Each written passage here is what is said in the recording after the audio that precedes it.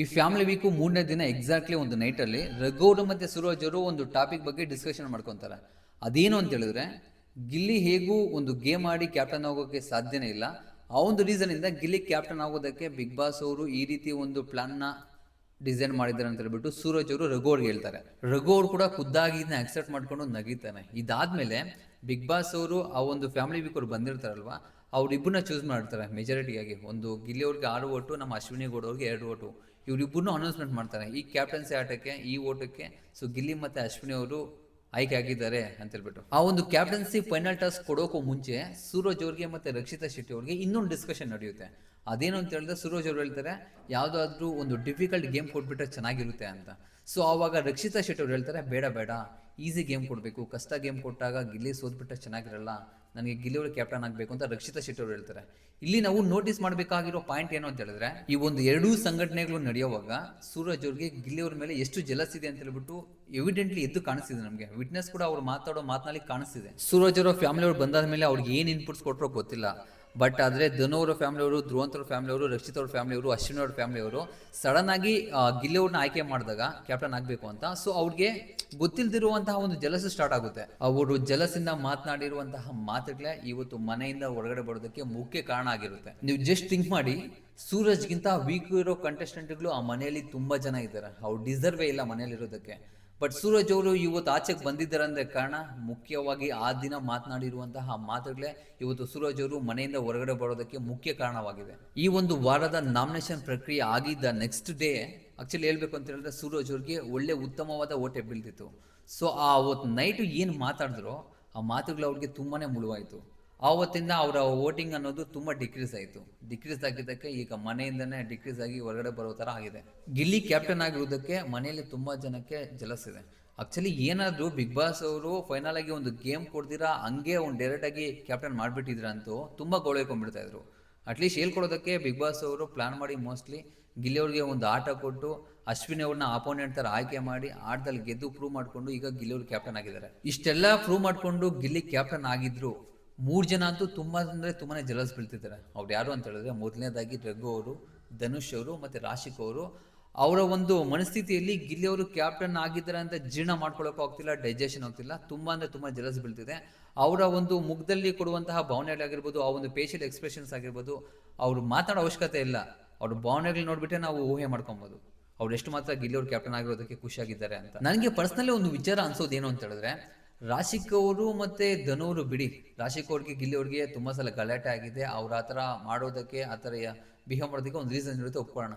ಧನು ಅವರು ಅಂತ ಹೇಳಿದ್ರೆ ಹೌದು, ಒಂದು ವಿಚಾರದಲ್ಲಿ ಅದು ಪೊಸೆಸಿವ್ನೆಸ್ ಅಂತಾರೋ ಜಲಸ್ ಅಂತಾರೋ ಒಂದು ವಿಚಾರದಲ್ಲಿ ಅಷ್ಟು ಮಾತುಕತೆ ಇರೋದಿಲ್ಲ ಅವ್ರಿಗೆ. ಕಂಪೇರ್ ಮಾಡಿದ್ರೆ ಬೇರೆಯವ್ರಿಗೆ ರಾಪೋ ಕಡಿಮೆ ಇರುತ್ತೆ ಧನುಷ್ ಅವ್ರ ಜೊತೆ ಗಿಲ್ಲಿ ಅವ್ರಿಗೆ. ಸೊ ಇವರಿಬ್ರು ಓಕೆ, ಬಟ್ ರಘು ಅವರು ಈ ಥರ ಬಿಹೇವ್ ಮಾಡೋದು ತುಂಬಾ ಬೇಜಾರಾಗುತ್ತೆ. ಸೊ ಮೊದಲಿಂದ ಇಲ್ಲಿವರೆಗೂ ಅವರ ಒಂದು ಬಾಂಧವ್ಯ ಸಂಬಂಧ ತುಂಬಾ ಚೆನ್ನಾಗಿತ್ತು. ಆ ಒಂದು ಉಗ್ರ ಮಂಜು ಅವರು ಬ್ಯಾಚುಲರ್ ಪಾರ್ಟಿ ಅಂತ ಯಾವಾಗ ವೈಲ್ಡ್ ಕಾರ್ಡ್ ಎಂಟ್ರಿ ಕೊಟ್ಟು ಒಳಗಡೆ ಬಂದರು, ಆ ಒಂದು ವೀಕಿಂದ ತುಂಬಾ ಬದಲಾವಣೆ ಆಗ್ಬಿಡ್ತು. ಸೊ ಅಲ್ಲಿಂದ ಇಲ್ಲಿವರೆಗೂ ಅಕ್ಸೆಪ್ಟೇ ಮಾಡ್ಕೊತಿಲ್ಲ ಗಿಲ್ಲಿ ಅವ್ರನ್ನ. ಪ್ರತಿಯೊಂದು ವಿಚಾರದಲ್ಲೂ ಒಂಥರ ಮಾತಾಡೋದು, ಒಂಥರ ಅಕ್ಸೆಪ್ಟ್ ಮಾಡ್ಕೊಳ್ದೇ ಇರೋದು, ಆಪೋಸಿಟ್ ಮಾತಾಡೋದು, ಈ ಥರನ ಮಾಡ್ತಿರ್ತಾರೆ.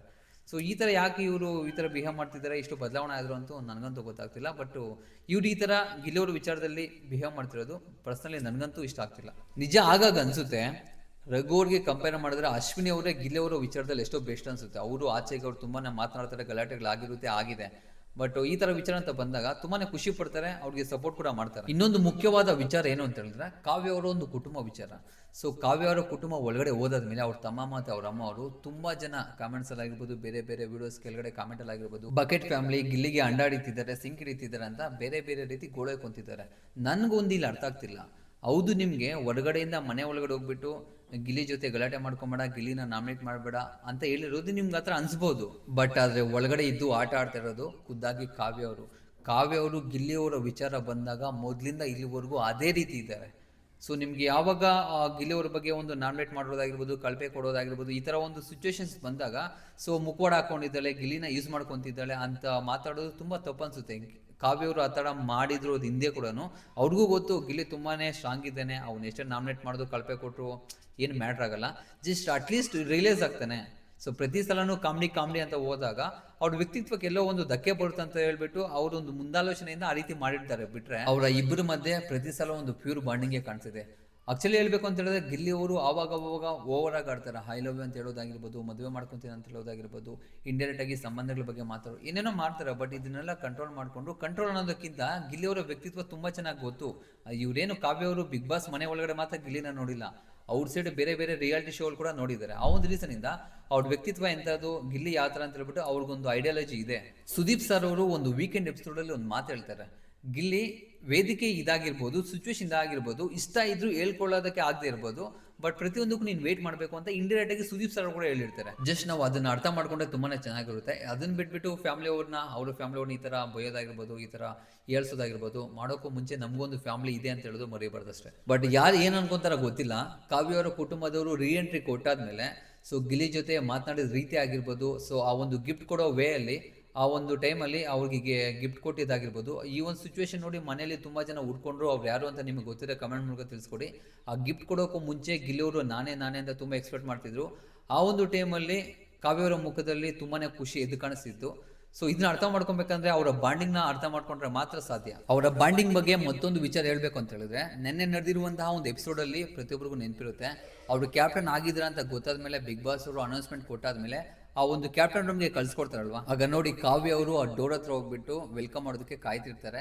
ಸೊ ಅವ್ರಿಗೆ ಸಪೋರ್ಟಿವ್ ಆಗಿ ನಮ್ಮ ಅಶ್ವಿನಿ ಗೌಡ ಅವರು ಹೂನ ಚೆಲ್ತಿರ್ತಾರೆ. ಆ ಒಂದು ಸೀನ್ ನಾವು ನೋಡುವಾಗ ಗೊತ್ತಾಗುತ್ತೆ ಗಿಲ್ಲಿಗೆ ಹಿತಶತ್ರುಗಳು ಯಾರು, ಭದ್ರ ಶತ್ರುಗಳು ಯಾರು ಅಂತ.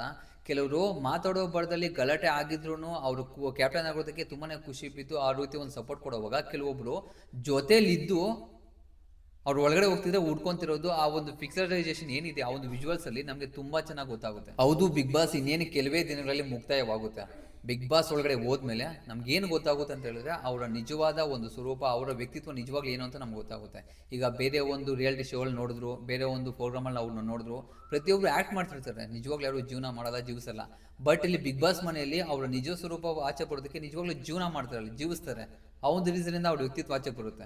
ಸೊ ಈಗ ತುಂಬ ಜನದ ಒಂದು ವ್ಯಕ್ತಿತ್ವ ಏನು, ಅವ್ರ ಒಂದು ರಿಯಲ್ ಸ್ವರೂಪ ಏನು ಎಲ್ರಿಗೂ ಗೊತ್ತಾಗಿದೆ ಅನ್ಕೊಂತಿದ್ದೀನಿ. ಸ್ನೇಹಿತರ, ಮತ್ತೊಂದು ಇಂಪಾರ್ಟೆಂಟ್ ಅಪ್ಡೇಟ್ ಏನು ಅಂತ ಹೇಳಿದ್ರೆ, ಸೊ ಈ ಒಂದು ಸೆಕೆಂಡ್ ಎಲಿಮಿನೇಷನ್ ಏನಿದೆ, ಸೊ ಅವ್ರು ಯಾರಾಗಿದ್ದಾರೆ, ಅವರ ಎಲಿಮಿನೇಷನ್ ಆದಮೇಲೆ ಬಿಗ್ ಬಾಸ್ ಅವರು ಖುದ್ದಾಗಿ ಅವ್ರಿಗೆ ಒಂದು ಸ್ಪೆಷಲ್ ಅಧಿಕಾರ ಕೊಡ್ತಾರೆ. ಅದೇನು ಅಂತ ಹೇಳಿದ್ರೆ ಡೈರೆಕ್ಟ್ ಆಗಿ ನಾಮಿನೇಟ್ ಮಾಡಬೇಕು ಒಬ್ಬರನ್ನ ಅಂತ ಹೇಳ್ಬಿಟ್ಟು. ಸೊ ಯಾರು ಎಲಿಮಿನೇಟ್ ಆದರೂ, ಯಾರು ಡೈರೆಕ್ಟ್ ಆಗಿ ನಾಮಿನೇಟ್ ಮಾಡಿದ್ದಾರೆ, ಪ್ರತಿಯೊಂದು ವಿಚಾರ ಇದಕ್ಕೂ ಮುಂಚೆ ಅಪ್ಲೋಡ್ ಮಾಡಿರುವಂತಹ ವಿಡಿಯೋದಲ್ಲಿ ಹೇಳಿದ್ದೀನಿ. ಯಾರಾದರೂ ನೋಡಿಲ್ಲ ಅಂತ ಹೇಳ್ಬಿಟ್ರೆ ಆ ವಿಡಿಯೋದಲ್ಲಿ ನೋಡಿ ಹೋಗಿ. ಸ್ನೇಹಿತರ, ಸದ್ಯಕ್ಕೆ ಈ ಒಂದು ವಿಡಿಯೋದಲ್ಲಿರುವಂತಹ ವಿಚಾರ ಬಂದ್ಬೇಡ. ಸೂರಜ್ ಅವರು ಮನೆಯಿಂದ ಆಚೆಗೆ ಹೋಗೋದಕ್ಕೆ ಅವರು ಮಾತನಾಡಿರುವಂತಹ ಮಾತುಗಳಿಗೆ ಮುಳುವಾಯ್ತಾ? ಸೊ ನಿಮ್ಮ ಅನಿಸಿಕೆ ಏನಾದ್ರ ಬಗ್ಗೆ ಕಮೆಂಟ್ ಮೂಲಕ ತಿಳಿಸ್ಕೊಡಿ. ಅದೇ ರೀತಿ ಗಿಲ್ಲಿ ಮತ್ತೆ ಕಾವ್ಯ ಅವರ ಒಂದು ಬಾಂಧವ್ಯದ ಬಗ್ಗೆ, ಅವರ ಒಂದು ಫ್ರೆಂಡ್ಶಿಪ್ ಬಗ್ಗೆ ನಿಮ್ಗೇನು ಅನ್ಸುತ್ತೆ? ಸೊ ಅದು ಪ್ರೀತಿ ಅನ್ಸುತ್ತಾ, ಸ್ನೇಹ ಅನ್ಸುತ್ತಾ? ಸೊ ನಿಮ್ಗೇನು ಅನ್ಸುತ್ತೆ? ನಿಮ್ಮ ಅನಿಸಿಕೆ ದಯವಿಟ್ಟು ಕಮೆಂಟ್ ಮೂಲಕ ಪಿನ್ ಮಾಡಿ. ಸೊ ಇದು ಈ ವಿಡಿಯೋದಲ್ಲಿ ನಾವು ವಿಚಾರ. ಮುಂದಿನ ವಿಡಿಯೋದಲ್ಲಿ ಸಿಗ್ತೀನಿ. ಯಾರೆಲ್ಲ ವಿಡಿಯೋ ನೋಡ್ತಿದ್ರು ದಯವಿಟ್ಟು ಲೈಕ್ ಮಾಡಿಬಿಟ್ಟು ಸಬ್ಸ್ಕ್ರೈಬ್ ಮಾಡ್ಕೊಳ್ಳಿ. ಅಟ್ಲೀಸ್ಟ್ 200 ಲೈಕ್ಸ್ ವಿಡಿಯೋ ನಾನು ಎಕ್ಸ್ಪೆಕ್ಟ್ ಮಾಡ್ತಾ ಇದ್ದೀನಿ. ಸಿಗೋಣ ನೆಕ್ಸ್ಟ್ ವಿಡಿಯೋದಲ್ಲಿ. ಅಲ್ಲಿವರೆಗೂ ಟೇಕ್ ಕೇರ್, ಬೈ ಬಾಯ್.